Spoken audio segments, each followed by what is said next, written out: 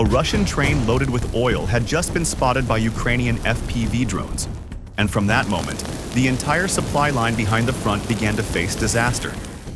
That image was shocking enough, but the fire itself was not the whole story. It was only one exposed link in a much larger picture, where the same pressure from UAVs was spreading across multiple layers of the Russian battlefield, from rear logistics to infantry, shelters, and frontline reinforcement efforts. Once even a fuel train was no longer outside the danger zone, the issue was no longer just what had been destroyed that day. The larger question was how much of Russia's operational system Ukraine could now see, and how precisely it could strike the points most capable of slowing the entire fighting rhythm. At the front, Russian infantry was finding it harder and harder to move without being detected. Near the contact line, dugouts, basements, and shelters were losing their protective value. Farther behind the line, rail logistics, vehicles, and supply routes were also beginning to come under growing pressure.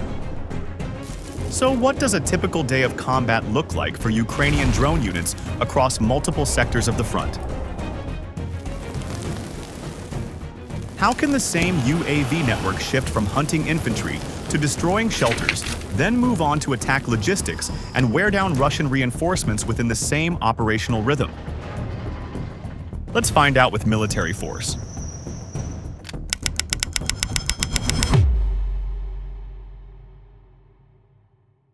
A typical day for Ukraine's drone units now stretches across several sectors of the front, and that alone reveals how deeply the war has changed. Their work no longer revolves around one mission, one target, or one short window of action. From early morning onward, UAV teams observe movement, confirm positions, guide fire, and launch attacks in a cycle that repeats with very little pause.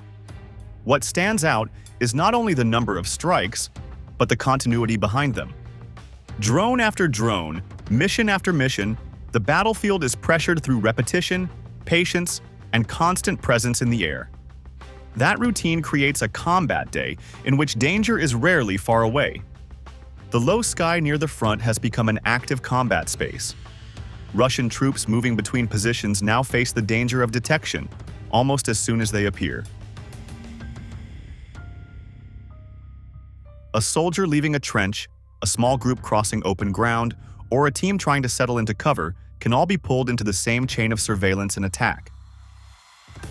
The result is a daily environment where exposure carries immediate risk. This changes behavior even before a strike happens, because the fear of being seen already forces slower movement, shorter pauses, and more caution in every step.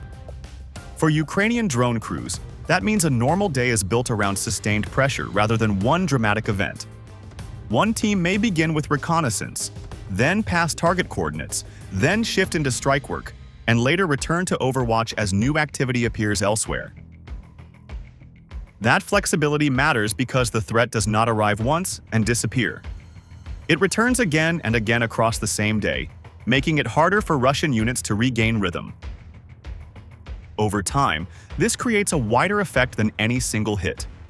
Drone operations start to influence how quickly troops move, how long they stay exposed, and how much freedom they still have near the line. That is why these operations should be understood as more than isolated tactical successes. Ukraine is using drones not only to destroy targets, but to shape tempo across the front. Once that pressure is repeated in several directions within the same day, the larger meaning becomes clear. The air above the battlefield is no longer a background condition. It is becoming one of the main forces organizing the fight below. And when that same pressure begins reaching the routes and systems behind the line, its impact grows even larger. What begins as a series of drone actions starts to look more like a method of control, one that keeps Russian forces reacting, slowing, and adjusting through the entire day. That is the meaning of a typical day in this phase of war. In Zaparisia, strikes on railways and fuel tank cars matter because they hit the structure that keeps the Russian front supplied. Fuel is not simply another cargo item. It supports truck movement, armored mobility, transport schedules, and the steady flow of support toward combat areas. When a fuel train is hit, the effect reaches far beyond the burning wagons. A train loaded with oil tanks carries energy for vehicles, power for support systems, and momentum for operations that depend on regular delivery. That is why this kind of target carries greater weight than its image alone suggests. The fire on the tracks is only the most visible part. The deeper significance lies in what that train was meant to sustain, and in how many later movements may now become slower, less certain, or more difficult to organize. Rail remains one of the most efficient ways to move heavy military supply over long distances. Roads can carry part of the burden, but they rarely match the same capacity, regularity, or scale. Fuel, ammunition, engineering material, and other large loads travel more effectively by rail when an army needs constant support over a broad front. That is why railway targets in Zaparisia matter so much. They connect rear depots to operational zones that still depend on volume and timing. A strike against a train or rail segment therefore does more than destroy property. It interferes with a delivery method built for bulk and speed. Once that flow is interrupted, commanders face a harder problem than replacing one lost vehicle. They must protect routes, recalculate movement, and manage the risk that the next shipment may also arrive late or under threat. The sequence described in this case makes the logic even clearer. The rail line is damaged first, and the fuel cars are then burned. This creates layered disruption rather than a single burst of destruction. The route is weakened, and the cargo that depends on that route is struck as well. Together, those actions generate friction across the supply chain. Repairs take time. Rerouting creates delay. Protection demands more manpower. Storage plans can be disturbed, and delivery windows may no longer match what units near the front were expecting. In military terms, supply keeps value not only when it exists, but when it arrives on time. A delayed fuel shipment can affect transport, recovery work, reserve movement, and the ability to respond quickly to changing conditions. That is how one railway strike can start influencing events well beyond the place where the flames first appeared. This is why the real meaning of a fuel train strike is larger than the destruction shown in one video. Ukraine is choosing targets that can create choke points inside the Russian logistics system. A choke point does not need to destroy everything in order to matter. It only needs to slow the wider flow, force extra decisions, and spread uncertainty through a network that depends on timing. Even when total supply is not erased, tempo can still be damaged, and tempo often matters as much as quantity in a long war. A front can absorb some loss, but repeated delay makes every later task harder. It also forces commanders to spend attention on protection and repair instead of using that attention for planning future action. In that sense, the strike is aimed at rhythm as much as at resources, and rhythm is what keeps a pressured front functioning day after day. That is the larger significance of Zaparisia. Ukraine is not just burning fuel on the rails. It is testing how far pressure on rear logistics can travel toward the front. And once that pressure begins moving forward, the next question becomes clear. How are Russian infantry trying to cross the increasingly narrow and dangerous spaces closer to the line? Around Pokrovsk and similar sectors, Russian infantry no longer moves forward with the confidence of large assault formations. The battlefield has become too exposed, too narrow, and too closely watched for that kind of advance to remain reliable. Instead, small groups try to slip through openings, follow trench lines, pass through basements, and use damaged buildings or dugouts as temporary cover on the way toward Ukrainian positions. This method reflects a hard reality rather than a tactical preference. The closer these troops get to the line, the fewer safe options remain. Movement must be shorter, quieter, and more fragmented. Every ruined wall, collapsed structure, and broken position becomes part of a path that offers concealment for a few moments, but never for long. What looks like careful infiltration is often a sign that direct movement has already become too dangerous to sustain. This scattered method is built on a simple calculation. A larger group is easier to detect. easier to follow, and easier to strike before it reaches the target area. Russian infantry therefore tries to reduce its visual and thermal signature by breaking up into small elements and moving across the battlefield in short bursts. Soldiers use every depression in the ground, every trench corner, and every shattered structure that can hide them for a minute or two. Yet the same terrain that provides concealment also limits choice. Once movement is pushed into predictable channels, those channels become easier to monitor. A trench line may protect from direct fire, but it also shows where the next exit point is likely to be. A basement may hide a team for a moment, but it also narrows the places from which that team can enter or leave. Cover still exists, but its value is steadily shrinking. That is where Ukrainian reconnaissance drones have become decisive. Their advantage is not that they see everything all the time. Their advantage is that they often see enough, early enough, to break the logic of approach before the assault even begins. A soldier climbing out of a trench, a team changing direction near a ruined wall, or a group trying to reach shelter can be detected at the exact moment when it is most exposed. Once that happens, time starts working against the moving force. The position can be watched, the route can be followed, and the next step can be anticipated. FPV and strike drones then appear with very little delay. In this kind of fight, the first seconds matter more than the final impact. If the movement is seen early, the outcome often begins to form before the soldiers even realize they have been fixed in place. As a result, dugouts, basements, and ruined buildings no longer provide the kind of security they once did.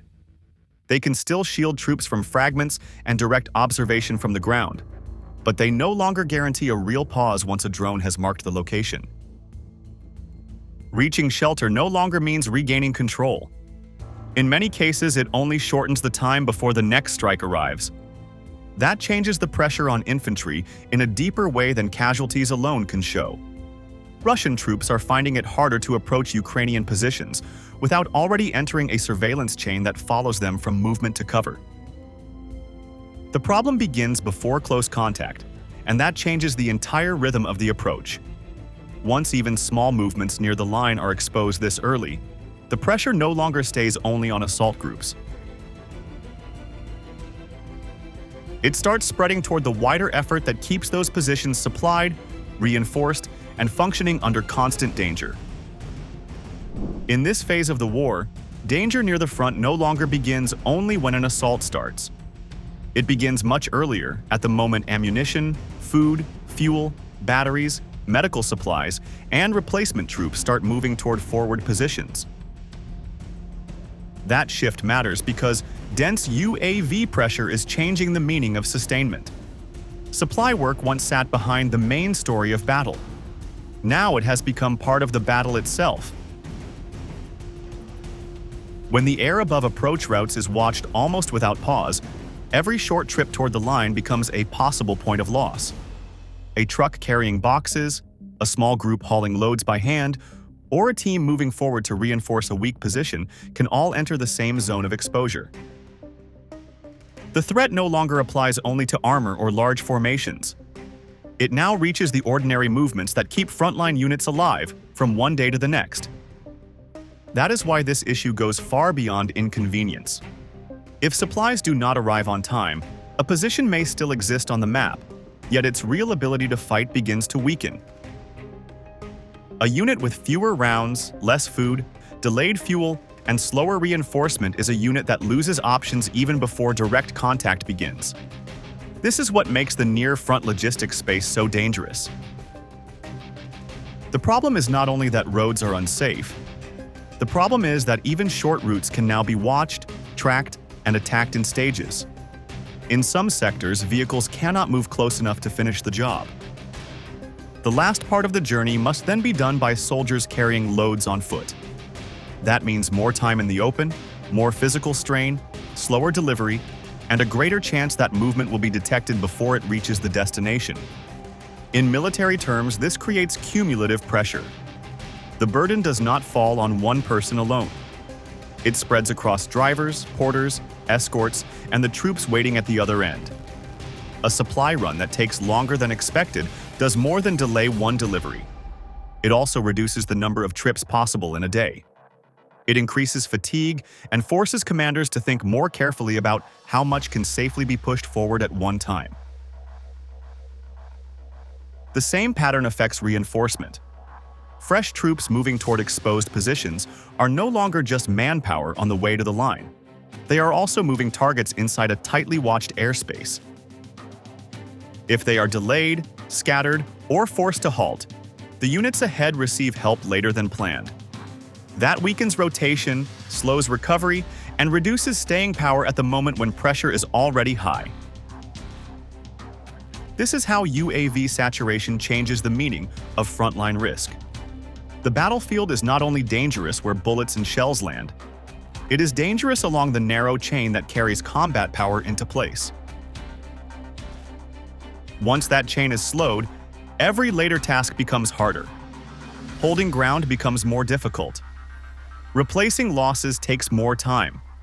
Short disruptions begin to look like a longer process of erosion. That is where tactical danger turns into operational strain across an entire sector. From this point, the question is no longer only who gets hit on the way forward. The deeper question is which link inside the wider transport network can slow the whole system once it is struck. Rail targets matter in this phase of the war because they hold together the timing of a much larger system. A locomotive is not valuable only because it is expensive or hard to replace. Its real value comes from the fact that it pulls cargo, keeps a schedule, and links the rear to the next stage of military activity. That is why locomotives, freight trains, and key rail nodes are high-value operational targets. Their importance comes from function rather than appearance. A rail network works only when movement stays in order. Fuel, ammunition, repair material, and other heavy loads must arrive at the right place, at the right time, and in the right sequence. If one critical point fails, the effect can spread much farther than the blast itself. The strike lands on one object, but the disruption immediately reaches the timetable behind it. This is where rail systems become especially vulnerable. Road vehicles can sometimes turn away, split up, or take a different route. Rail traffic cannot adjust that easily. It depends on fixed lines, fixed junctions, and fixed timing. That makes it efficient in normal conditions, but fragile once a key point is hit. A locomotive disabled in the wrong place can hold up the train behind it. A damaged switch point can slow traffic across a wider section. A blocked rail node can delay later movements long after the first strike is over. The most serious damage may therefore be the chain of delay that follows. A late train means a late handoff. A late handoff means later unloading, later redistribution, and later delivery toward the units waiting closer to the front.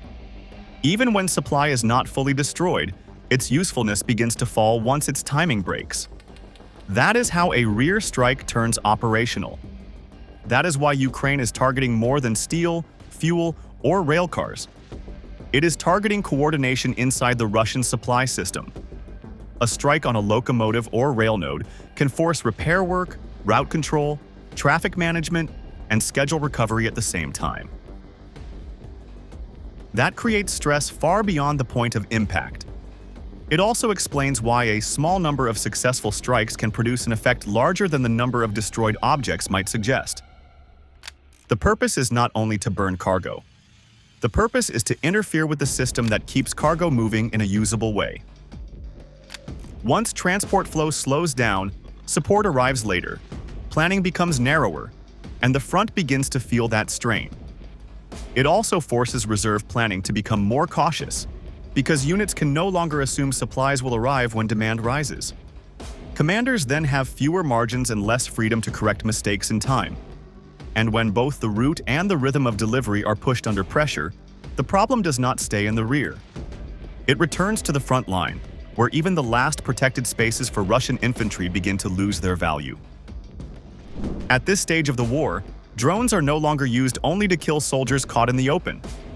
They are also used to strip away the last layer of protection that infantry once relied on near the front. Dugouts, basements, damaged houses and other shelters still provide cover from fragments and direct fire. But once a drone detects that position, the value of that shelter begins to fall sharply. A place that once gave troops time to breathe, regroup, and wait for orders can quickly turn into a marked location. That changes the meaning of survival close to the line. A unit does not hold ground only because it has weapons. It also holds because it still has places where men can pause, recover strength, gather in small numbers, and endure pressure. When those places stop being reliable, the unit inside them also begins to weaken. Troops cannot stay in one spot for long. Small groups cannot quietly build up before the next movement. Defensive endurance starts to fall even before a trench or ruined position is physically lost. This is also where drone warfare reveals a broader transformation across the battlefield. The same UAV network that can track one infantryman carrying an assault backpack can quickly shift toward a truck, a motorcycle, an armored vehicle, or even a rail target. That means the old line between anti-infantry action and anti-logistics action is becoming harder to separate. The target changes. The distance changes. The purpose changes. But the pressure still comes from the same airspace and from the same cycle of detection, tracking, and strike. That gives sectors like Donetsk and especially Pokrovsk a very different character. These are drone-saturated environments where low-altitude control shapes nearly every military task. Movement becomes harder. Supply becomes harder. Hiding becomes harder. Preparing the next assault becomes harder. The side that can watch more, react faster, and keep more drones in the air gains growing influence over the pace of the fight below. That is why the loss of shelter is not only a local infantry problem. It is part of a wider system in which pressure falls on men, positions, vehicles, and support routes at the same time. Once all those layers are exposed to one shared threat, the battlefield begins to operate under a new logic.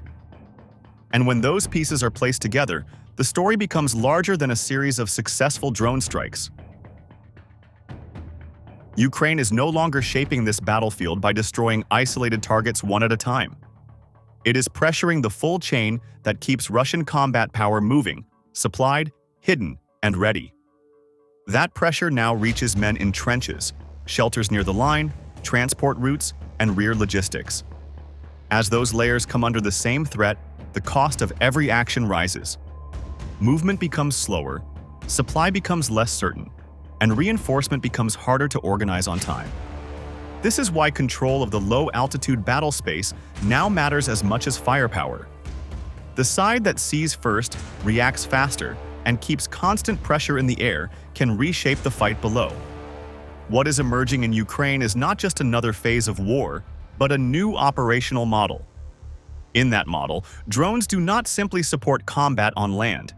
They connect surveillance, disruption, and attrition into one continuous system of pressure.